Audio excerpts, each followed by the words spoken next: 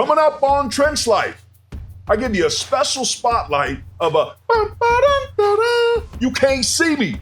Plus, we catch up with Penn State O-line coach Phil Trautwein. The Nittany Lions get Oregon this week. And in the big ugly spotlight, my guy Brandon Thorn joins the crew to break down some NFL prospects. Trench Life starts now.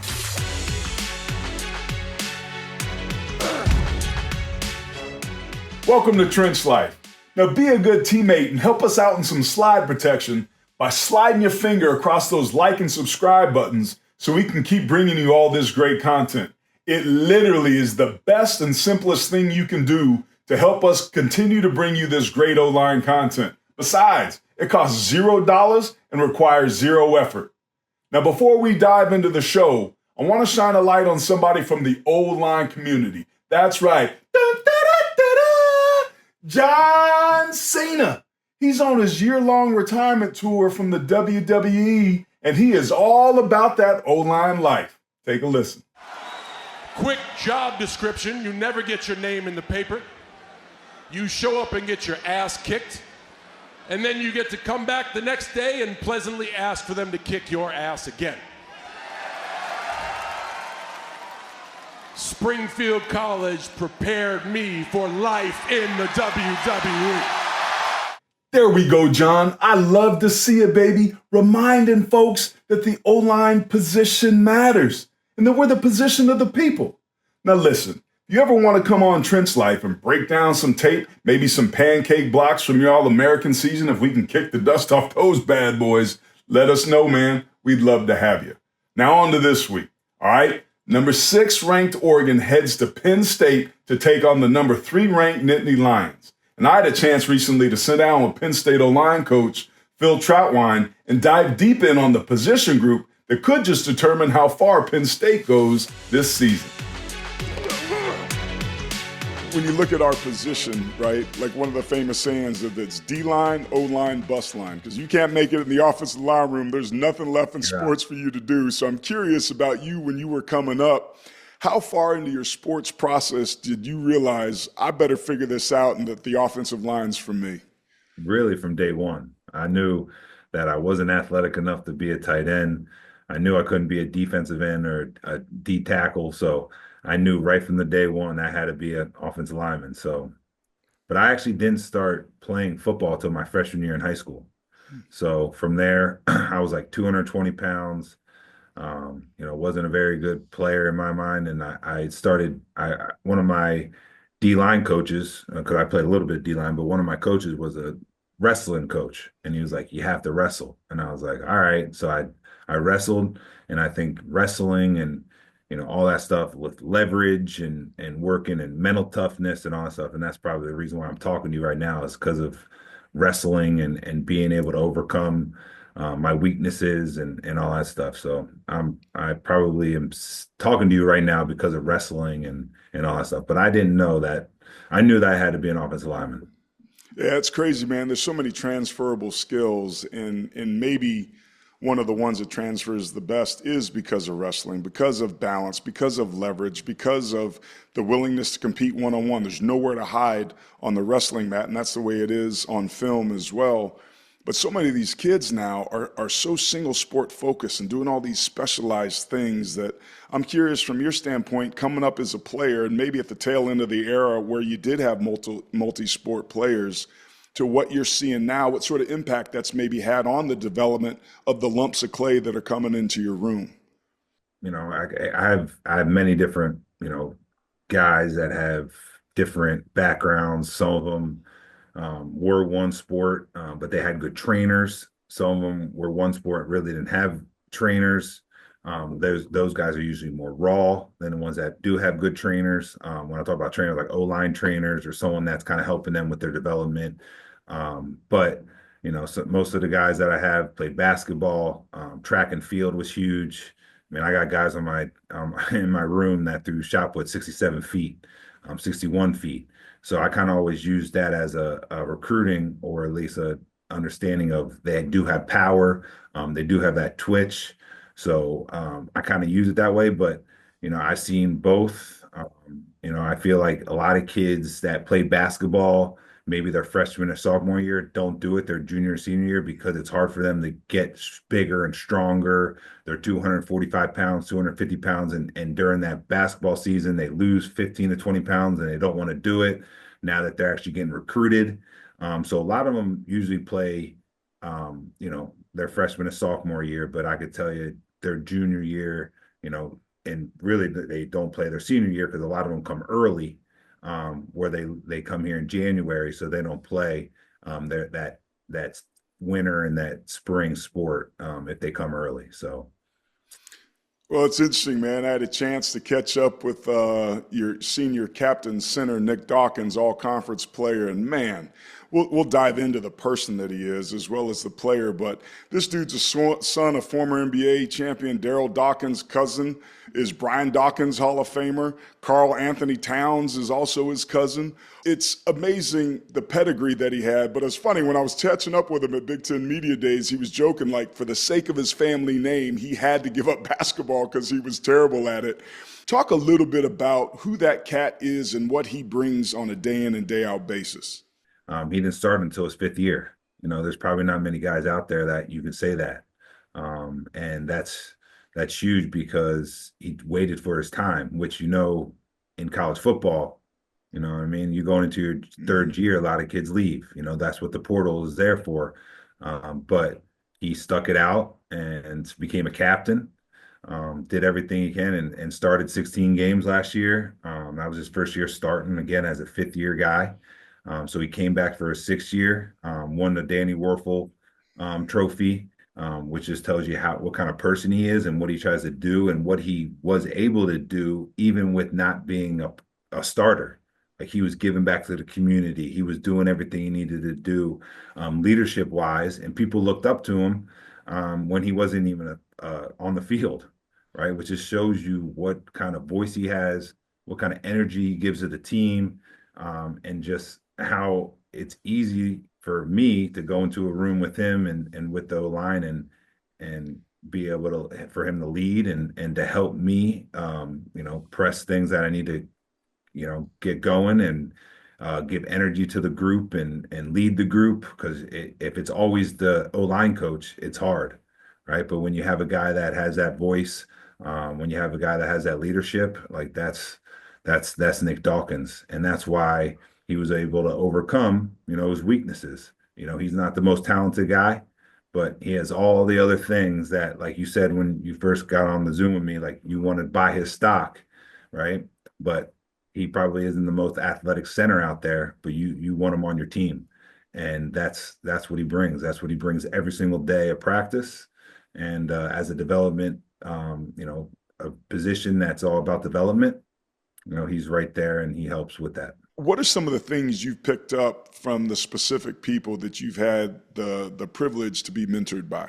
Yeah, I mean, like and again, like that's what's awesome about being able to kind of help these kids and everything. Like I tell them the story of I never really knew about visualization and kind of understanding the visual part of the game. And I remember I was with Joe Thomas and he was on the field and it was before the game. I just got to Cleveland and I'm sitting there watching because I knew I was like, he's one of the best to ever play. And so I'm watching him. And I'm like, what is he doing? He's like closing his eyes. It's pregame. We're playing, and he's like closing his eyes and he's going through. And I finally like I didn't do it then because I was like, I don't want to interrupt him. So I was like, all right. After the game, I go to him, like, hey, what were you doing before practice or before the game? And he goes, that I was visualizing the first 15 plays. And I was going through it because your mind doesn't know the difference between reality and happening. So I was visualizing myself making the block. I was visualizing this guy spiking inside. I was visualizing my set, right? And him trying to knock down my, long arming me and me knocking it down, whatever it was. And so I was like, wow, I never even knew that was something. And so I learned that. So now part of my test that I give my guys is I give them a play and I want them to visualize the play as they're writing down or as before they write down what they have on that play. And so that's reps that they're getting without physically, making that block or they're mentally going through it. So that was something that I learned from Joe. And then Coach Garnecchia, I just learned the fundamentals of pass blocking. He does things always staying down your midline, keeping your front foot underneath you, being in power. He was always a two-hand strike, being violent with our hands. So just kind of working on that and kind of understanding that, um, how he develops and how he's been able to be one of the best O-line coaches in the country and how he demands a lot from his guys, but also, cares about his guys and stuff like that. So those are two things from them. I don't know if the average fan appreciates that even within our own world, how many different philosophies there are on the usage of hands, right? Independent hands, two hand strike, all the different variables that can go into it. And there's a thinking that all roads lead to Rome, but people are pretty strongly opinionated about which are the best roads to do. And Joe Moore was a guy that was a two-hand punch guy. He was a guy that really believed in the 6-inch punch, the jab. He would show us cut-ups of Mike Tyson back in the day and how much power you could generate in a small area. The 1-inch punch with Bruce Lee, where he's knocking the guy back, and Yeah. those sort of things. It was remarkable the way that he taught that and the bag drills and timing that punch and just getting a guy off you just as he's trying to reach to grab the backside of that shoulder, not being able to do that. And it sounds like Dante was a two-hand punch guy. When you're dealing with the creatures, like an Abdul Carter coming off the outside edge, sometimes he don't care about your two-hand punch. How do you figure out how to coach your guys about what technique to use in what situations when you got an elite pass rusher that's over?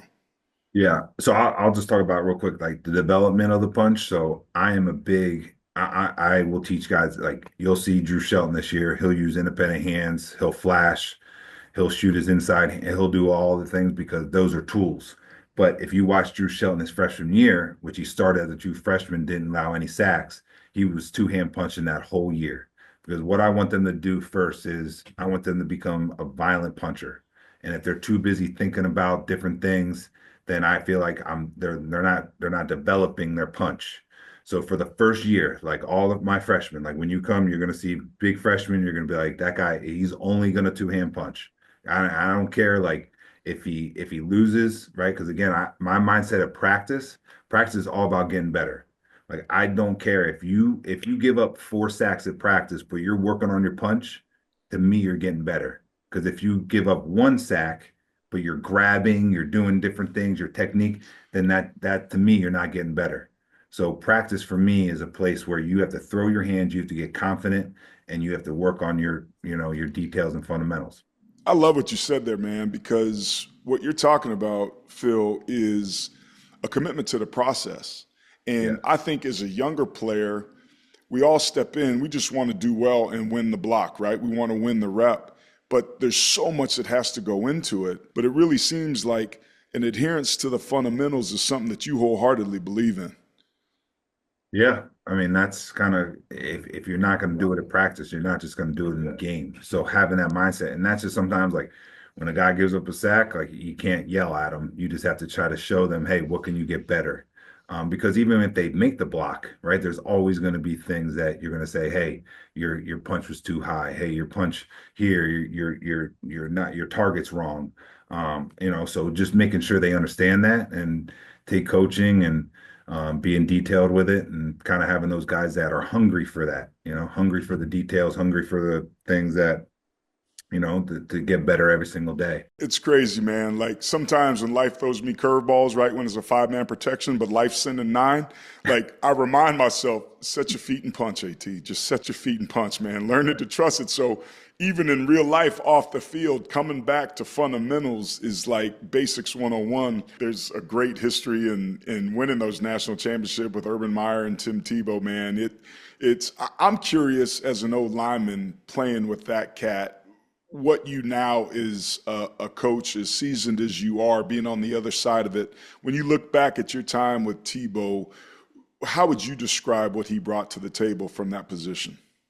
Yeah, I mean, he was energy. I mean, he was an energy giver, leader. He built confidence in the whole offense because we knew that no matter what happened, right? If there was an extra guy, he'd run over him. If there was an extra blitzer, he'd run around him.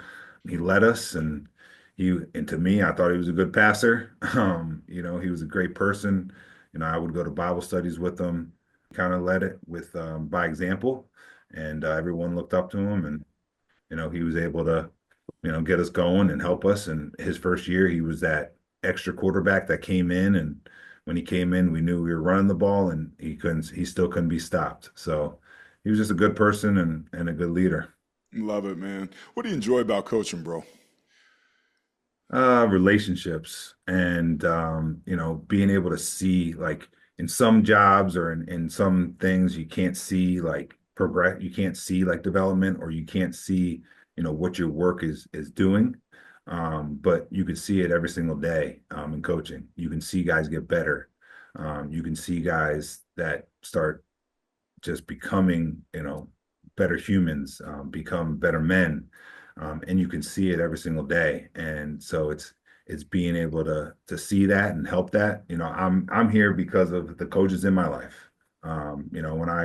When Father's Day, my dad left me when I was young, so there's two coaches that I call, my high school coach and my college coach, on Father's Day. And so, like, coaching is everything to me. I really don't do this for the money. I do this for the relationships and helping young men. Seeing Olu and Zion Johnson and Cliff Lindstrom all be first rounders, seeing my second, Juice Shrugs, and seeing them all start, Rasheed Walker. I got a bunch of guys in the NFL, so seeing them reach their goals, is why I do it. And, I don't ask for anything. I just love being able to be a part of that and to help them, because that's why I'm on the Zoom with you. Because if I didn't have a high school coach that believed in me, if I didn't have a college coach that believed in me, then, I wouldn't be on this with you. And so that's why I do this, and that's why I love it. And, I'm not going to stop until I feel like I can't do that anymore. And sometimes it's tough with this whole NIL and the way college football is, but we're able to at least, and that's why I recruit the right kids, that I'm able to keep that. And it's not a business; it's a relationship driven culture here, and so that's why I love it here at Penn State, and that's why I love coaching. I want to ask you finally, to finish up here, about the Joe Moore Award and what it would mean if your unit got a chance to earn that this season.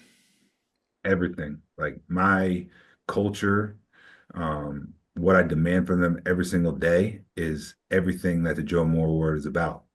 I base my my career, my culture, what I talk about every single day, how I talk about it, what I demand from them every single day is what the Joe Moore Award symbolizes. And it's the biggest trophy. It's, to me, the best award that is out there. And that's why every single year I do everything I can to be talked about on it. And my career so far, I've only been a mid honor roll. I have all of them right here. And I kind of look at them as motivation, because I don't want to be honor roll. I want to have the trophy, and I want to be a finalist. And I know that. And the great thing about the award, and the way you guys have been able to vote it and be able to, get to the finalists and get to the person that, or the team in the offensive line that wins it, it's usually a team that's winning, and it's a team that's in the playoffs. And that's huge, because that means it's more than just the line; it's about the team.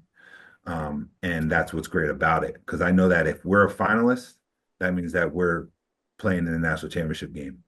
And so I have to use that, and that's what I want. I've been able to win 2 national championships as a player, and I want to win one as a coach. I want Coach Franklin to be the first African American head coach to win it.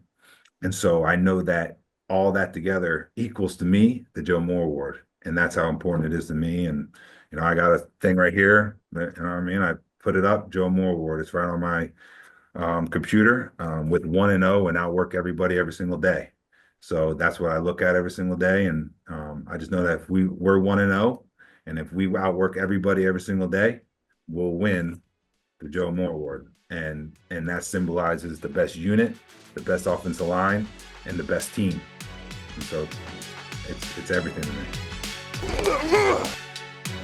All right, it's my distinct pleasure to introduce to you one of the Joe Moore Awards voting committee members, Brandon Thorn, who's the owner of the Trench Warfare newsletter that you can find on Substack. I highly recommend it. It's a pleasure to be on here with you and to be a part of this community and have people welcome me. It's been amazing.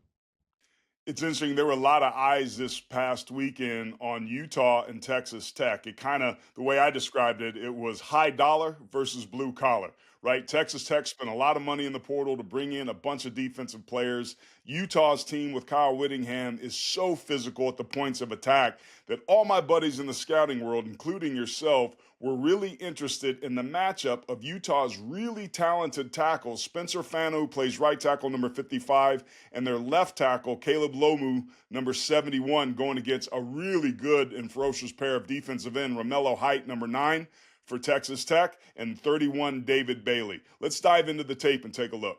All right, let's get started. First thing we're going to take a look at is Spencer Fano right here. Brandon, what can you tell us about him just on the hoof before this play's even snapped off? What is that you notice about him when you look at his frame?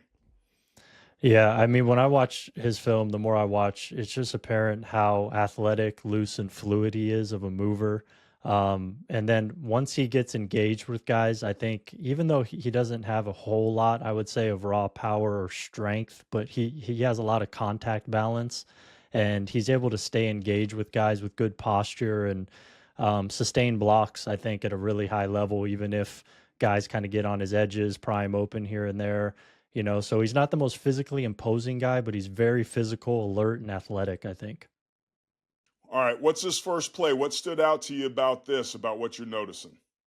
Yeah, so I mean, one-on-one on an island here against one of their guys, number 9, who's himself a very, you could tell he's a dude, just the way he looks, the way he moves, springy, athletic, fluid guy himself. But one-on-one on an island, I like, I kind of look at this as turning a wide 9 into a tight 5. So this is something that you see in the pro game all the time.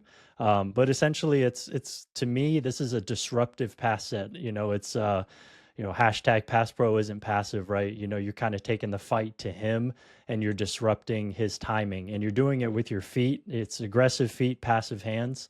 It's almost a version of a jump set on that wide 9, making it a tight 5 and closing space, right? That's what these edge creatures want to be able to do. They want half of a body, and they want a lot of space so they can have a two-way go. So Fano, what I love about what he does here is he basically jump sets them. That's something we had to do in Green Bay. And the mindset here for me is start the fight. Like, you got to switch it up on them. They've got pass rush plans. Well, we have to have pass protection plans, and this is certainly something that he's athletic enough to do. If my ass tried to do this, I would have been smoked. So not everybody can do these sorts of things, but he's certainly able to do that.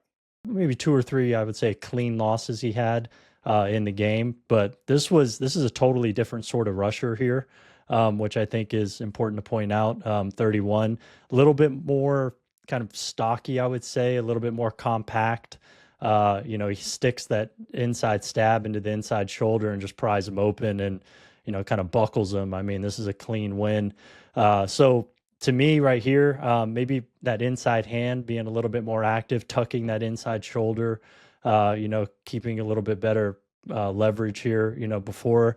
I mean, open chest right here. Some guys can get away with open chest, but, I'd say it's few and far between in the NFL. Lane Johnson obviously is the guy that everyone thinks of. He plays open chest all the time, double under. But here, I mean, I think if you go through it just a little bit right here, especially with the chip, I mean, you really want to be cognizant of that, I think, as a tackle. If you have a chip presence, even if he's not actually going to, connect on the end, just so you got to stay inside out here because you have that outside presence. Yeah, and I think maybe he's getting a little bit too cute because he's flashing his hands, and that's why he puts them down, and then he gets stuck and he gives up his chest. He wants to bait the defender's hands, not necessarily open his chest up to allow the defender to get his hands on him. So credit David Bailey for doing a nice job here. But again, you've got a different rusher, you got a different animal. And I thought you brought up a great point about knowing where your help is. He can sit and afford to sit heavier inside because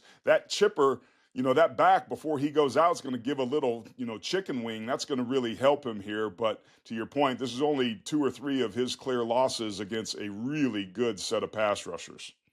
Yeah, I like the inside hand too. Right here, he's leading with the inside hand. That's a little bit different as well. We're seeing some dexterity here, a little bit of independent hands for him for sure. I know we touched on that a little bit, but I like to see not just the flash every time, even though he may have done that a little bit too much. But to go straight inside hand here, I like that approach. Once he declares he's going high side, so punch that near hip and try to widen him up the arc. There's no question this kid's athletic, and that's the reason why so many scouts are excited about him. And Utah's had a long line of physicality on both sides of the football. Kyle Whittingham's on record as saying he felt that this offensive line's the best that he's ever had in Utah. He may not be wrong, and the big reason why is because of the play of this tackle.